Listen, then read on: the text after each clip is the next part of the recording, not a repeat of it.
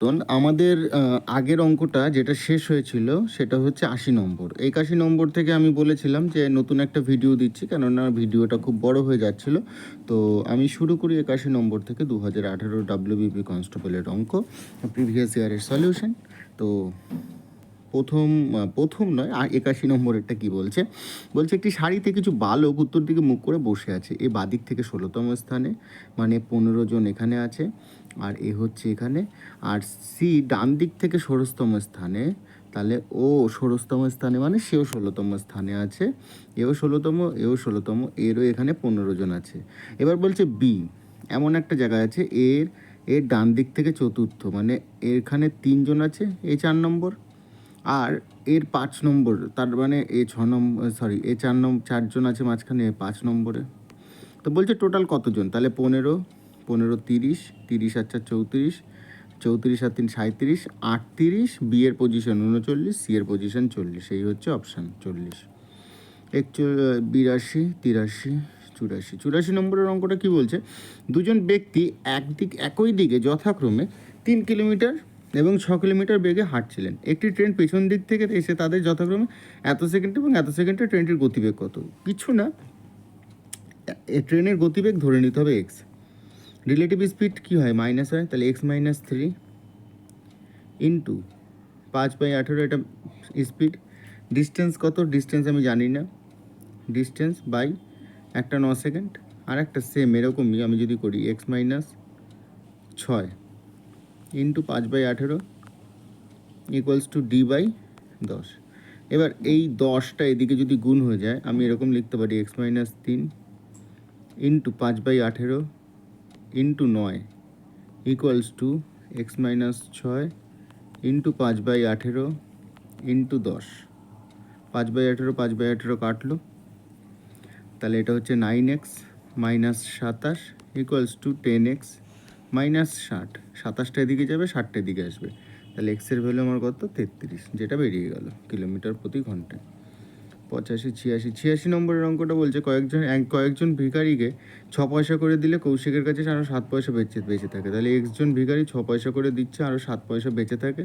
আর same 8 পয়সা করে দিলে, তাহলে এক্স ইন্টু 8 করে দিলে 5 পয়সা কমে যায়। তাহলে এখান থেকে আমার বেরোচ্ছে 2x মাইনাস 2x।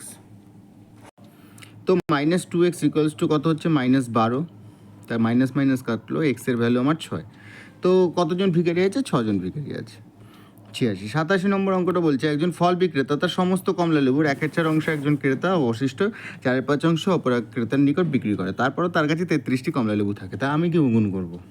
15 আর 4 15 কত? 60। আমি ধরে নিলাম টোটাল 60টা কমলা লেবু আছে। 60-এর মধ্যে একজনকে 1/4 অংশ ক্রেতা এবং অবশিষ্টকে 4/15 অংশ অপর ক্রেতার নিকট বিক্রি করছে। তাহলে 60-এর 1/4 অংশ আমার হচ্ছে কত? 15। অবশিষ্ট রয়েছে কত? 45। 45-এর 4/15 কত? 3 দিয়ে কাটলে 12টা, তাহলে আমার 27টা হয়ে গেল। 27টা এখানেই হয়ে গেল। বাদবাকি আছে 60-এর মধ্যে বাদবাকি আমার আছে 33টা। আমি টোটাল ধরেছিলাম 60, তা 60 যদি আমি ধরি দেখো টোটাল আমার অ্যাকচুয়ালি মিলেও যাচ্ছে। তো কতগুলো কমলা লেবু দ্বিতীয় ক্রেতা কতগুলো কমলা লেবু ক্রয় করেছিলেন? 12টা। তো অপশানে দেখো সেই 12টা আছে, ঠিক আছে। 87, 88, 89, 90, 91। 92-এর অঙ্কটা কী বলছে? নিম্নলিখিত ভগ্নাংশগুলিকে ঊর্ধ্বক্রমণ করে সাজাও, মানে অ্যাসেন্ডিং অর্ডারে, ছোট থেকে বড়। তাহলে আমি এখানে করি, এটা 7 নং কত? 63, 5 13 65, ঠিক আছে। তাহলে এইটা হচ্ছে ছোট। আবার এক্ষেত্রে 7 দুগুণে 14, 3 5 15, এইটা হচ্ছে ছোট। 3 8 24, 11 দুগুণে 22, এইটা হচ্ছে ছোট। তাহলে 2-এর 3 হচ্ছে সব থেকে ছোট। তারপরে কি ছিল? 5-এর 7, তাহলে 7 নং 63, 5 13 65, এটা ছোট। আর তারপর হচ্ছে 7 8 56, 5 11 55, তাহলে 5/7, তারপরে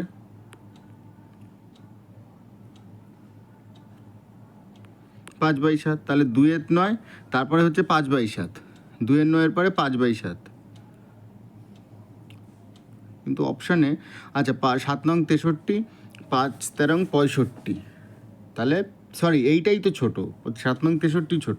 তাহলে 2-এর 9, তারপরে হচ্ছে 9/13, তারপর হচ্ছে দেখো 7 8 56, 5 11 55, তারপর হচ্ছে 5/7, তারপর হচ্ছে 8/11। তো এই হচ্ছে অ্যাসেন্ডিং অর্ডারে সাজানো। 92 93 অঙ্কটা কী বলছে, একটি ব্যাগে 1 টাকা 50 পয়সা এবং 25 পয়সার কয়েনের অনুপাত এত হলে তাদের মূল্যের অনুপাত কত?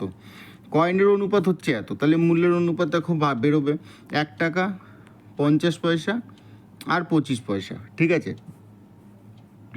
এবার বলছে সংখ্যার অনুপাত 2, তাহলে কয়েনের সংখ্যার অনুপাত হচ্ছে 2, তাদের মূল্যের অনুপাত কত? তাহলে 1 টাকা 2টো কয়েন আছে, 50 পয়সার আছে 3টে কয়েন, আর ওই 25 পয়সার কয়েন হচ্ছে 5টা, ঠিক আছে।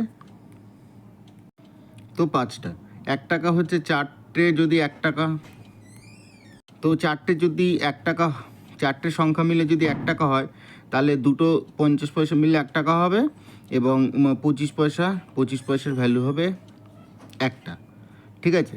তা এইটা হচ্ছে অনুপাত। 1 টাকার সংখ্যা মানে বলতে চাইছি এইটাই, 25 পয়সা যদি 4টে হয়, 50 পয়সা হবে দুটো, আর 1 টাকা হবে 1টা, তবেই এই মানে 1 টাকার অনুপাতটা আসে। তো সেক্ষেত্রে এইটা তো উল্টে যাবে, তাহলে উল্টে গিয়ে এটা কী হবে, তাদের অনুপাত 4 দুগুণে 8, এটা 3 দুগুণে হচ্ছে 6, আর 5 একে 5, তাহলে 8:6:5, এটা হচ্ছে অ্যান্সার। 93 94 95 96, হ্যাঁ 97 অঙ্কটা কী বলছে, 881 841 আর 2025, এইটার কত দিয়ে গুণ করলে গুণফল প্রোডাক্ট 1 হবে? তা গুণফল প্রোডাক্ট বর্গমূলকে, এটার একটা এর বর্গমূলকে কত দিয়ে গুণ করব? তাহলে এটা হচ্ছে 29, আর এটা হচ্ছে কত, 45। একে গুণ করব নিশ্চয়ই 45/29 দিয়ে, তবেই তো এটা 1 হবে কাটাকুটি করে। তো 45/29 হচ্ছে এটার অ্যান্সার। এর পরের অঙ্ক, হ্যাঁ, কোনো ঘড়িতে 4টের ঘন্টা বাজতে 4 সেকেন্ড সময় লাগে, ওই ঘড়িতে 8টার ঘন্টা বাজতে কত সেকেন্ড সময় লাগে? কিচ্ছু করার নেই, 3-এর ভ্যালু হচ্ছে 4, আর 7-এর ভ্যালু হচ্ছে কত? তাহলে 4/3 × 7 করলে 28/3, 3 নং 27, আর একে 28, তাও ফার্স্টের এই অ্যান্সার। এরপরে নিচের লাস্ট অঙ্ক, নিচের কোন ছবিটি শিক্ষক, খেলোয়াড় এবং স্নাতকের মধ্যে সম্পর্ক নির্দেশ করে? দেখো, শিক্ষকরা অবশ্যই খেলোয়াড় হতে পারে, আর খেলোয়াড়রা অবশ্যই স্নাতক হতে পারে, শিক্ষকরাও স্নাতক হতে পারে, তাহলে এইটাই একদম অ্যাপ্রোপ্রিয়েট লাগছে, এছাড়া আর কোনোটা অ্যাপ্রোপ্রিয়েট লাগছে না। তো এই হচ্ছে আমাদের 2018 WBP প্রিভিয়াস ইয়ারের প্রশ্ন। আমি টোটাল 4টে পার্টে তোমাদের করে দিয়েছি। তোমাদের যদি এইটার থেকে একটু উপকার হয়, তাহলে তোমরা তোমাদের বন্ধুদের এটা অবশ্যই শেয়ার করো এবং সাবস্ক্রাইব করে নিও।